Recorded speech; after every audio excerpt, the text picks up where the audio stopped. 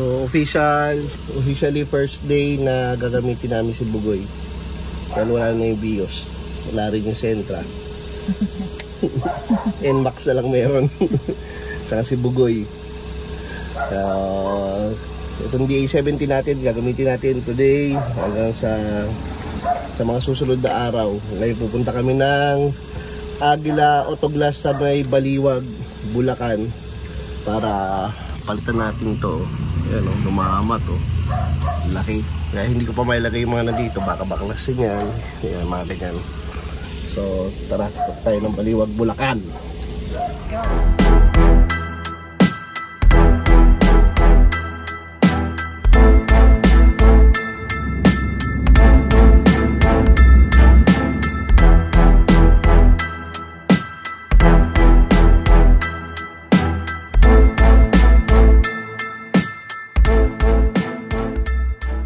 Sundo muna tayo dito sa eskwelahan. Sundin muna namin si Hope sa elementary school ng San Ildefonso, Bulacan. Ayan, ganda rin dito eh, no? Yung elementary school ng San Ildefonso. Linis, open field.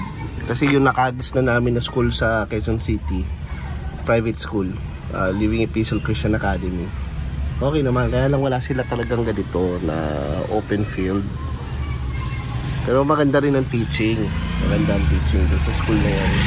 So kung kayo po ay nandun sa na malapit sa Project 3 sa Quezon City, maganda, try nyo rin, inquire nyo yung mga babies nyo, yung mga anak ninyo. Enroll nyo doon sa Living Epistle Christian Academy. Kami kasi nandito na sa San Ildefonso, Bulacan. Kaya dito na nag-aaral yung mga anak namin. Yung atin nandun sa high school building. Tapos siyempre si Bunso nandito sa elementary. Kaya yan. Hoy! Hoy! Oo, sagasaan ikaw. Yay! Kiss mo ako. How's your school? Good. Yun, dahil naglolo ko yung aircon ni Bugoy, hindi minsan humihinto pa dahil hindi pa natin naaayos simula. Meron akong nabili kay Inco Chanchuk daw eh. Hirap magbig kasi Inco Chanchuk San Ildefonso. Ito di baterya na portable na ventilador. Tapos yung baterya niya, yun yung ginagamit din doon sa mga power tools. Meron akong mga power tools from Inco. Hindi pa nila napapansin. Ay, ano? Meron? Ito lang po yung niya, gas-gas lang po siya, pero hindi siya makaka-apekto ng basag. Discountan ko na lang yan, sir. Tsaka ito, sir. Hindi mo siya ganun halata. Pagka-natip naman yan, sir, ano yan? Okay na? Sige. Discountan ko na lang din, sir. Okay na, basag, hindi basag. Halaga sa'yo. Mas okay pa rin yan kaysa doon sa akin, basag eh. Ayan, meron tayo dito sa Comglass ko, sa Aguila Glass. Dito sa Baliwag, Bulacan. Papalta na lang si Bugoy. Yay!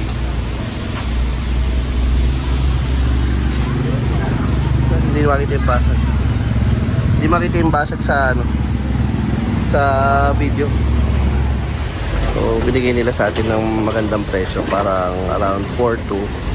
Original price is parang 4.6.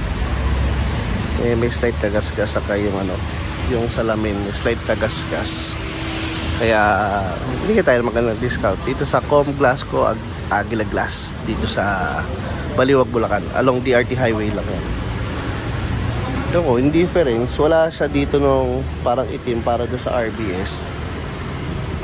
Makaka-apekto kaya yun. Pero hindi natin malalaman hanggat di natin nasusubukan. Pero pang isa unique, isa pang ganitong salamin dito, pang DA-17 din. May kasamang molding, original molding. Ito. Ito.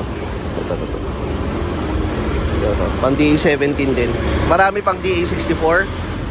Pero yun, dahil siguro nga mas marami DA-64 ngayon dito sa Pilipinas, Pero D17 meron na rin sa Com Glasgow, Aguila Glass. Ayan. Dapat ng Ultra Mega. Ayan, ginamitan nila ng guitar string. Yun, lambot.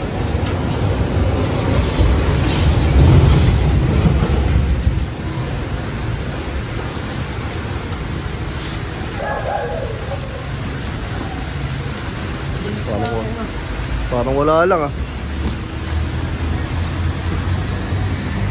Kami ni Boss Joe, nagdikit yan ah.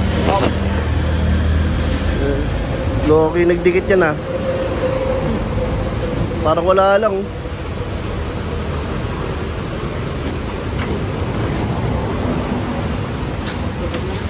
Yun, laglag. Masaan? Dinigit ng glue ah. Loki, nagdikit yan ah. Wala. Wala pang ganun. Wala sir. Loko talaga. Loki, nagdikit nun ah. Kami yun ah. DIY pa more. At kakabit yung bago. Dilinisin muna yung mga gilid yan. Isang bagay na hindi ko gusto sa pagka-convert ng dashboard. Ito, ba't kaya kapos to? So, dapat di ba naka-atras pa to? Ano nakasadal ba lang dito? Kasi yung yan kapos. Yun. Kaya nangangarap ako ng isa pang malinis na unit na hindi pa converted. Para kami nilang gagawa ni Boss Joe ng conversion. Personal naman, hindi naman pambenta. Yan, para ma-correct natin itong mga gatong bagay. At ganun. Para may kulang dito, no? Para may kulang din.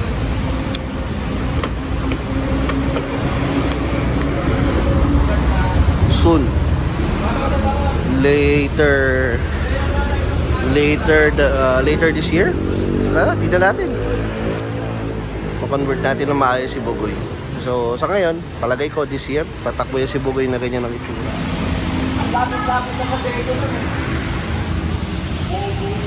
Yung kapal.